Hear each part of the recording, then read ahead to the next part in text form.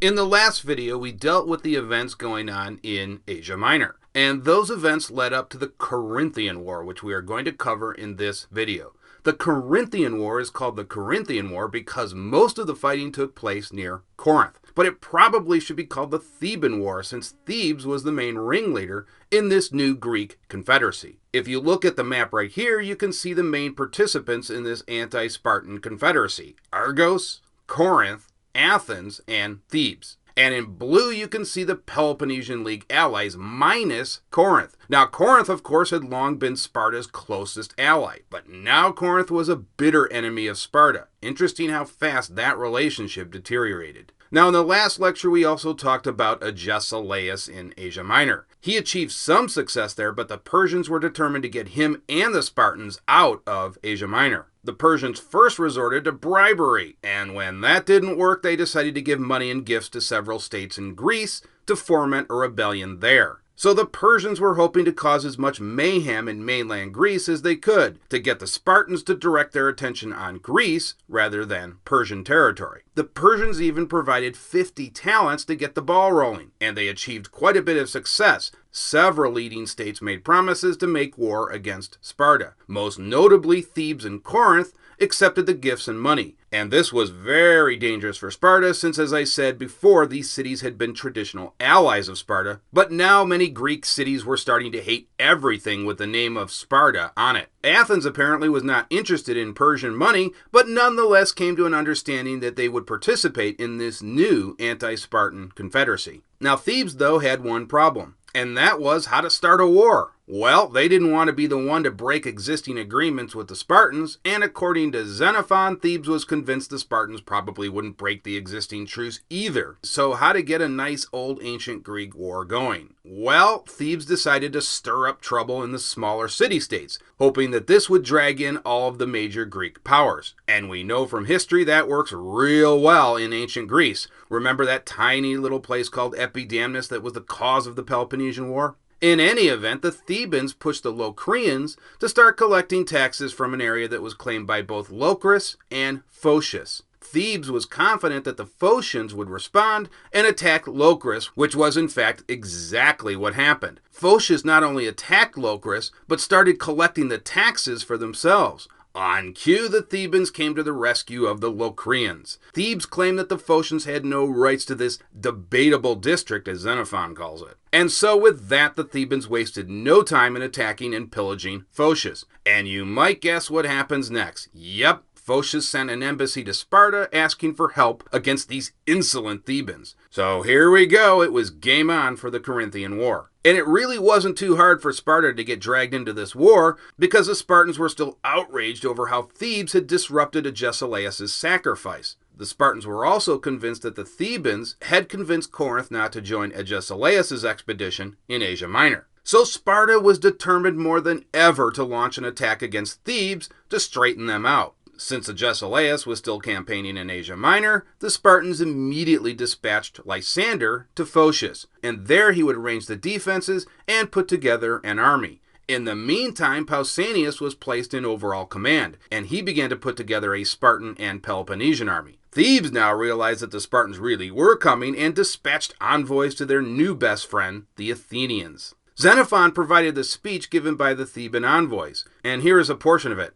Men of Athens, the empire which you formerly possessed, how can you compass your object better than by coming to the aid of Thebes, yourselves the victims of Spartan injustice? Is it their wide empire of which you are afraid? Let not that make cowards of you, rather let it embolden you, as you lay to heart and ponder your own case. Well, how could the Athenian assembly possibly say no after that speech, especially after the Thebans used that dangerous word coward? And so the Athenian assembly in unison voted for war against Sparta. The two sides even went further. A permanent alliance was created between Boeotia and Athens. This is quite the turnaround from the Peloponnesian War when the Thebans and Athenians were bitter enemies. And you really have to wonder if the Spartans didn't regret wiping out Athens at the end of the Peloponnesian War. Meanwhile, Pausanias was able to collect a large Peloponnesian army and entered into Boeotian territory. Corinth refused to join the alliance, and we know Corinth was already working behind the scenes against Sparta, so there was no chance they would fight against Thebes.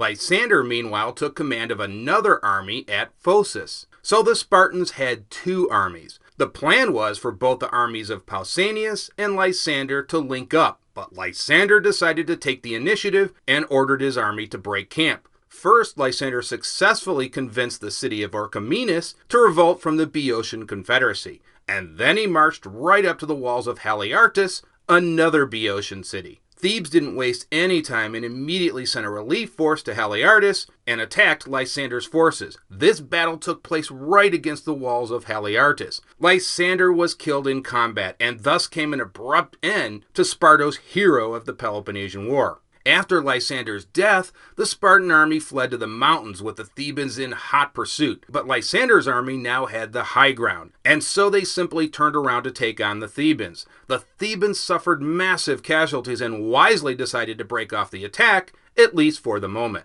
Now, why did Lysander jump the gun here? Why couldn't he have just waited for Pausanias? Well, let's think about this for a minute, and maybe we can come to some understanding of Lysander's mindset. We know there was an intense rivalry between the old guard and new guard of Sparta. So if Pausanias arrives and together he and Lysander defeat the Boeotians, Lysander would then have to share the glory. And I think that's what's going on here. Lysander wanted all the glory for himself. Well, this miscalculation caused Sparta to miss out on a golden opportunity to end the war before it even started. Now, Pausanias finally arrived on the scene with the bulk of the Peloponnesian army, but a few days later, the Thebans were themselves bolstered by the arrival of an Athenian army. Another battle looked like almost a certainty. The Athenians and Thebans prepared for battle, but Pausanias debated whether the Spartans should offer a truce in order to collect Lysander's body. Pausanias was sure it would be near impossible to collect the dead so close to the walls of Haliartus without suffering huge casualties themselves. A truce was therefore offered to the Thebans, who accepted on one condition. After collecting the dead, Pausanias and his army had to immediately leave Boeotia. Pausanias had no choice but to agree, since the Spartans might never be able to collect their dead. And so that ended the first skirmish in Greece, with the first round to Thebes and Athens. Now, back in Asia Minor, Agesilaus was continuing to have success. He was laying waste to Phrygia, and in the process took several more Persian cities by storm. Agesilaus was also able to sign treaties with other Persian cities. Critically, this brought in more supplies and, even more importantly, cavalry. He seemed to be employing the same strategy that Hannibal attempted in Italy: make as many allies as possible to gain recruits. The old tactic, attack from within. The Persians seemed convinced that Agesilaus was intent on bringing the entire Persian Empire to its knees, and there was no sign that Agesilaus was about to leave anytime soon. This despite the present difficulties for Sparta in mainland Greece. Agesilaus eventually marched his growing army close to Dasilium. It was reported that Pharnabazus' army was close by. Near Dasilium, Agesilaus set up winter quarters, and apparently his army could be kept well supplied by foraging in the surrounding woodlands. Now, an army is at its most vulnerable when foraging, and the Romans found this out against the Carthaginians. And so when the Peloponnesians were scattered about foraging, Pharnabazus launched a surprise attack with 400 cavalry. The Peloponnesians were routed, but Agesilaus was able to arrive just in the nick of time and save the day, and this allowed for an orderly retreat. A short time later, Agesilaus' scouts were able to determine the exact location of Pharnabazus' camp, which was 18 miles away. The Peloponnesians were able to launch an attack against the Persian camp, taking a lot of war booty. Some of the Peloponnesians, however, decided to keep the war booty for themselves, which caused Agesilaus to lose several of his Persian allies from Asia Minor. Xenophon states that Agesilaus suffered no heavier blow during the whole campaign. By the way, splitting up war booty always seemed to cause a lot of arguments in ancient times, at least arguments between allies. Eventually, a meeting was arranged between Pharnabazus and Agesilaus to see if they could come to some sort of arrangement. Pharnabazus spoke first and immediately reminded Agesilaus about his service to the Spartans during the Peloponnesian War. Pharnabazus had a point here. During the Peloponnesian War, he had assisted the Peloponnesians against the Athenians, and you will remember he was an active participant in all of those battles in the Hellespont. And I think this had an effect on Agesilaus. It made him reconsider attacking Pharnabazus' province. In fact, I think Agesilaus made up his mind to leave, but not before attempting to switch the loyalties of the Persian satrap. Agesilaus indicated as a Spartan, no Greek calls any man his master. The master, of course, was the Persian king. Pharnabazus replied that if another satrap replaced him, he would gladly switch sides, but if the king made him the supreme commander, he would have no choice but to make war against the Spartans. Well, I guess even in those days, promotions meant something. And with that, Agesilaus indicated he hoped they would become good friends. But in any event, Agesilaus promised Pharnabazus he would in fact leave the satrap's territory. Now Agesilaus kept his word and at once marched out of the territory of Pharnabazus, but this was a mere favor to Pharnabazus. Agesilaus now gained reinforcements and planned for a new project that would push him deep into the heart of the Persian Empire. Back in Sparta, the Spartans were now fully aware of the Persian money being dispensed to the various Greek city-states. Realizing that their very existence was at stake, Sparta decided to recall Agesilaus from Asia Minor. This must have been a devastating blow to Agesilaus, who had dreams of conquering all of Persia. Now in Corinth, the Greek Confederation began to plan their next move. The Corinthians believed the best strategy would be to take the war directly to Sparta itself. The Corinthians compared the Spartans to a hornet's nest.